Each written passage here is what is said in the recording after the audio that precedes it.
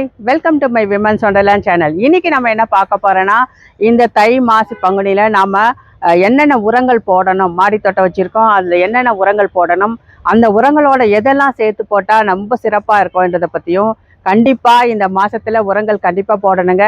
இப்போ போடுற உரங்கள் நம்ம 6 மாதத்துக்கு அந்த செடி கொடிகள் பூக்கிறதுக்கும் காய்க்கிறதுக்கும் உதவி பண்ணும். கண்டிப்பாக இந்த உரங்களை போடணும். நாம் என்னென்ன உரங்கள் போட போகிறோன்றதை பற்றி இப்போ பார்க்கலாம் வாங்க. பாருங்க, இது வந்து மெயினா இப்போ சொல்ற பாருங்க.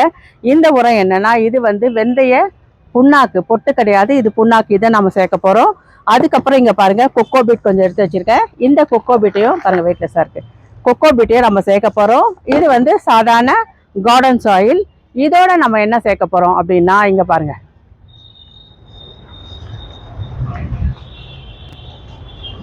இங்க பாருங்க மண். இது வந்து தொழு உரம், இதை சேர்க்க போறோம். இது வந்து என்னன்னா தரமான தொழு உரங்க. இந்த தொழு உரம் தான் ரொம்ப ரொம்ப முக்கியமான ஒரு விஷயம். நம்ம மண் ரொம்ப முக்கியமான விஷயங்க. இந்த தொழு உரத்தை நாம எப்படி வந்து தேர்ந்தெடுக்கிறோன்னா, இங்க பாருங்க, தொழு உரம் எவ்வளோ வெயிட்லெஸ்ஸா இருக்கு பாருங்க. இந்த பேக் இப்படி தூக்கினாலே ஈஸியா இருக்கும். தரமான தொழு உரம். அது மட்டும் இல்லாம இந்த தொழு உரம் வந்து நம்ம எப்படி வந்து கடையில எல்லாம் வாங்கினீங்கன்னா இந்த மாதிரி தரமான தொழு உரம் கிடைக்காது. இது வந்து நாம வந்து மாடு பால்லாம் கொடுக்குறாங்க. இப்போ மாடு வச்சிருக்காங்க பாருங்க, அவங்க கிட்ட கேட்டு வாங்கினீங்கன்னா இந்த மாதிரி தரமான தொழு உரம் கிடைக்கும். அதுலேயும் ரொம்ப முக்கியமான விஷயம் என்னன்னா, இந்த தரமான தொழு உரம் எப்படி நம்ம நினைக்கிறோன்னா, இது நான் கிராமத்தில் போயிருக்கும்போது எல்லாருமே ரோடு ஓரத்தில் இந்த மாதிரி தொழு உரத்தை வந்து போட்டு வச்சிருப்பாங்க. அவங்க அந்த உரத்தை வந்து உடனே யூஸ் பண்ண மாட்டாங்க. 1 இயர் கழிச்சு தான் அந்த உரத்தை வந்து அவங்க யூஸ் பண்ணுவாங்க. ஸோ நம்ம தொழு உரம் வந்து உடனே மாட்டு சாணம் வாங்கிட்டு வந்து லைட்டாக காய வச்சுட்டு போடவே கூடாது. அந்த மாதிரி போட்டால் என்ன ஆகும்னா, புழுக்கள் வர ஆரம்பிக்கும். மண்புழுவும் உற்பத்தி ஆகாது, புழுக்களும் வந்து அந்த செடிக்கு வந்து டேமேஜ் ஆகிறதுக்கு ரொம்ப ரொம்ப 99% இந்த தொழு உரம் வந்து தரமான தொழு உரம் இல்லாதால் தான். அதனால் பார்த்து தரமான தொழு உரம் கேட்டு வாங்குங்க.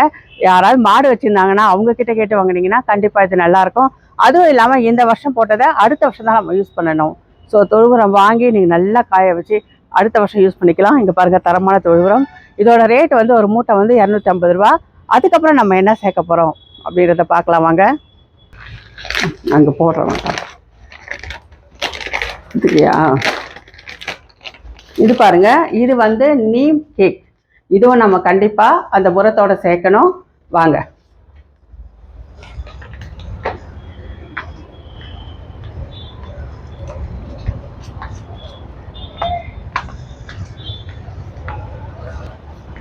அதுக்கப்புறம் இங்க பாருங்க, வேற என்ன சேர்க்க போறேன்னா, இந்த மாதிரி காஞ்ச பூவெல்லாம் இருக்கு பாருங்க, பூவு இந்த மாதிரி நாறு இதெல்லாம் கூட நம்ம அதில் சேர்த்துக்கலாம். அதுக்கப்புறம் வந்து இலைத்தழைகள், அந்த மாதிரி உதிர்ந்த இலைத்தழைகள்லாம் இருக்கு பாருங்க, இதையே நம்ம இதில் சேர்த்துக்கலாம். இப்போ நம்ம என்ன பண்ண போறோம், நீம் பவுடர் பாருங்க. இது வந்து ஒரு 2 மரத்துக்கு மட்டும்தான் நான் மண் வச்சிருக்கேன். கொஞ்சம் கொஞ்சமாக தான் நான் போட்டு எப்பவுமே செய்வேன். அதுக்கப்புறம் ஏற்கனவே அதில் கொக்கோ பீட் போட்டு மிக்ஸ் பண்ணி வச்சுருக்கேன். இப்போ வந்து இது வந்து பாருங்க,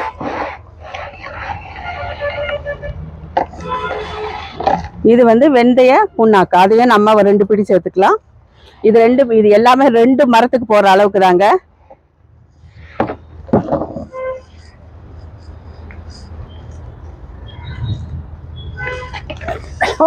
இங்கே எடுத்துட்டு போயிடலாம்.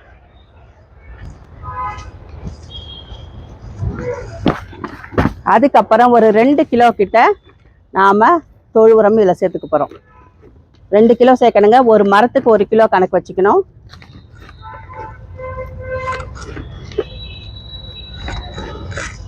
சேர்த்துட்டு இப்போ எல்லாமே நம்ம இதில் சேர்த்துட்டோம். இலைத்தழைகளை வந்து நான் இப்போ சேர்க்கலை. அது ஏன் சேர்க்கலைன்றதை பற்றி நான் இப்போ கடைசியாக சொல்கிறேன் வாங்க. இப்போ இது எல்லாமே சேர்த்து நல்லா மிக்ஸ் பண்ணிக்கணுங்க.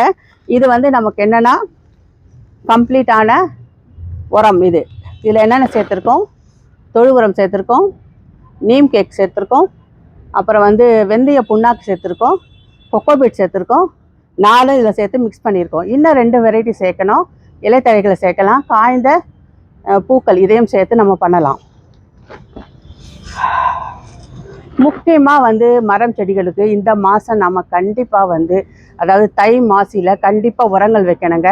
அதுவும் நம்ம பர்டிகுலராக மாடி தோட்டம் வச்சுருக்கோங்க, இந்த உரங்களை கண்டிப்பாக வைக்கணும். இப்போ வச்சு விட்டுட்டிங்கன்னா 6 மாதத்துக்கு நமக்கு வந்து எந்த பிரச்சனையுமே கிடையாது.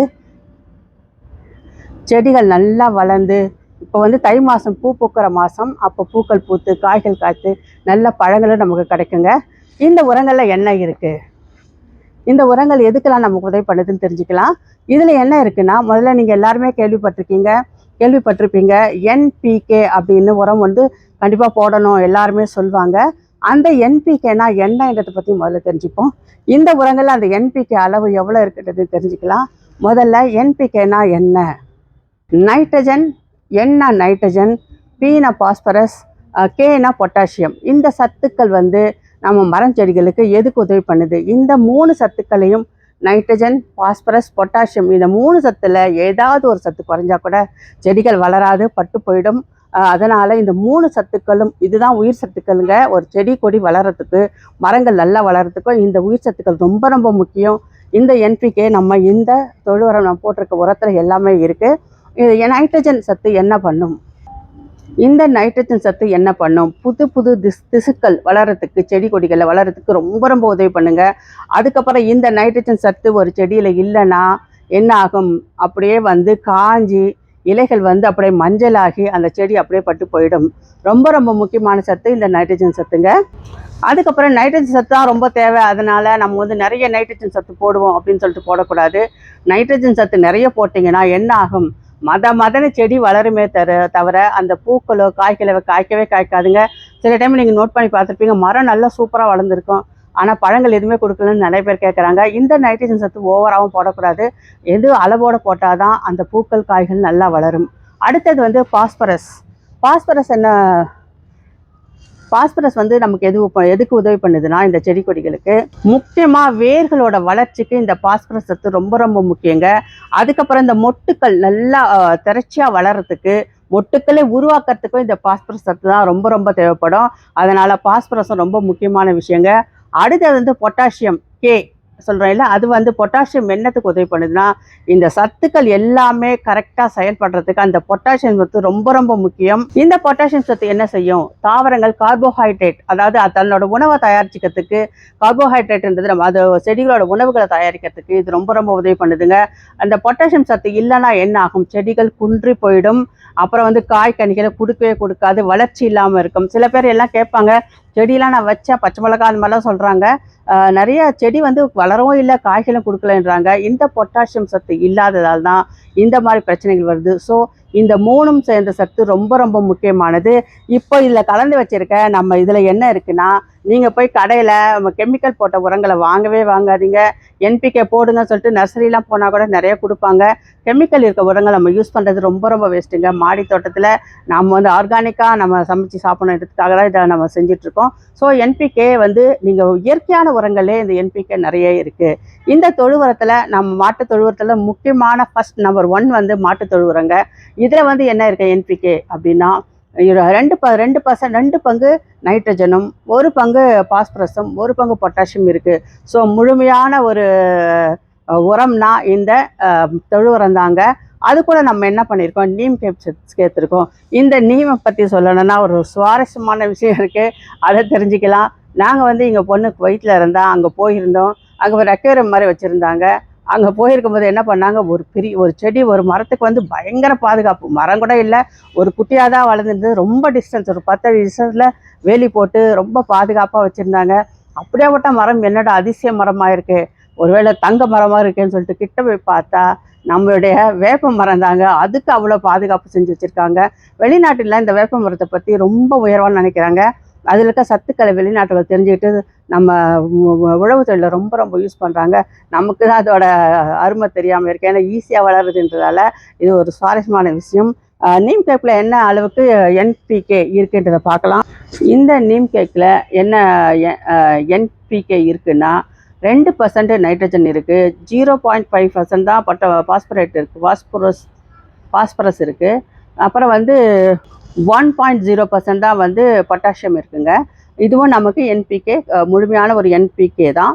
அடுத்தது வந்து நம்ம வந்து இதோட என்ன சேர்த்துருக்கோம், வெந்தய புண்ணாக்கு சேர்த்துருக்கோம். ஸோ இப்போ வெந்தய புண்ணாக்கு சேர்த்துருக்கோம், வெந்தய பொட்டு கிடையாதுங்க. ஸோ இந்த அளவு நம்ம இருந்தால் போதும் என்பிகே நம்ம மரங்கள் செழித்து வளர்கிறதுக்கு. இப்போ இந்த என்பிகேவை நம்ம வந்து இந்த உரங்களை நம்ம எப்படி போடணுன்றது ரொம்ப ரொம்ப முக்கியங்க. அதை விட வாங்க எப்படி போடுறதுன்றதை காட்டுறேன்.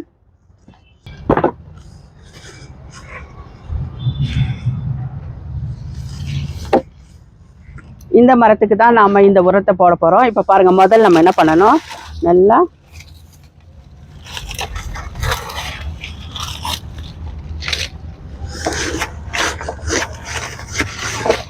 இந்த மாதிரி நல்லா கிளறி விட்டுக்கணுங்க. இது ரொம்ப ரொம்ப முக்கியம். உரங்கள் நல்லா அது உள்ளே போகிறதுக்கு நமக்கு வழிவகை பண்ணும்.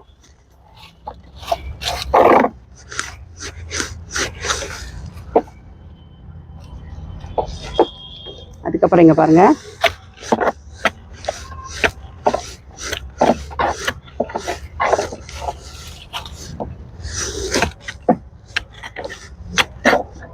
இந்த மரத்தை சுற்றி தான் நாம் இந்த மாதிரி ஒரு குழி மாதிரி செய்ய போகிறோம்.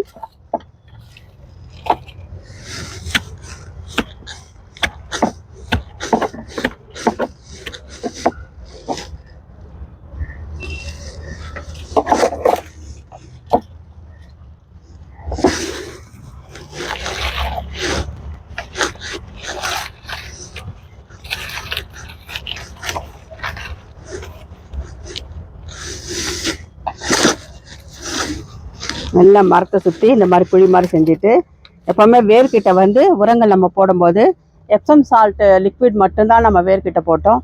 இப்போ வந்து இந்த உரத்தை வந்து நம்ம போட்டு விட போகிறோம். பாருங்கள்,